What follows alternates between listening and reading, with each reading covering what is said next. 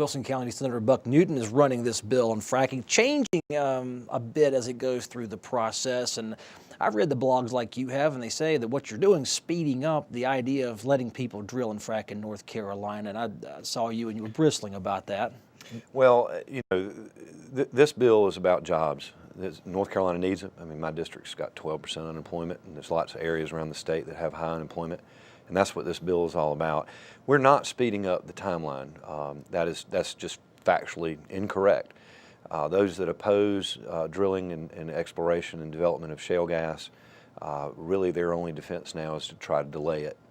And so really what this is about is trying to set a time certain when this industry can begin to move forward in North Carolina. It's a multi-year process. It takes a lot of time and a lot of investment. And so the industry needs to know when is it that they're going to be able to start. The rules and regulations are by law required to be finished by October of 2014. Mm-hmm. And the big part of this bill, which you've just identified, is that we're saying in March 2015 is when they'll be able to start applying for permits. You want to make that clear statement that energy companies are welcome in North Carolina. Absolutely. For the North Carolinians who have lived here, because these exploration companies are not here yet, right. How do they know they're getting a fair shake when they hear that this is about the jobs, which they want? Mm-hmm. They also don't want to look at YouTube and see a video of the fellow lighting his well water either. So you know where the balance. How do you assure us that if we let you drill and we get rich, we can still have a good environment? I understand this is part of what's missing in the debate is sometimes the facts get lost in the argument.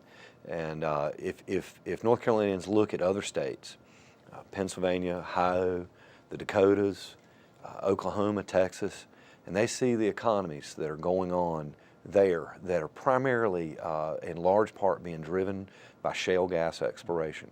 We have a lot of people don't realize we have very abundant resources here in North Carolina. They need more exploration. That's what we want those companies to come and risk their dollars. They spend millions of dollars just exploring to see if they can find it, and how to bring it out of the ground the way it's supposed to be. The industry wants to be regulated. They like to have a very predictable, mm-hmm. clean process, and that's what we're trying to give them, so that they know that even though they've never been to North Carolina before, when they could go back to Texas or they could go to the Dakotas where they already know what they're dealing with, that North Carolina is an attractive place for them to come, and we want them here. Is the legislature to be the petroleum industry's friend in this, or to be an overseer? Well, my personal view is that our government should be a conduit to make sure that the environment, and I mean the working environment, the economic environment, is favorable towards job creation and economic development. At the same time, it has to balance its responsibilities for keeping a clean environment, protecting our workers, having a good, safe workplace. And it's a balancing act.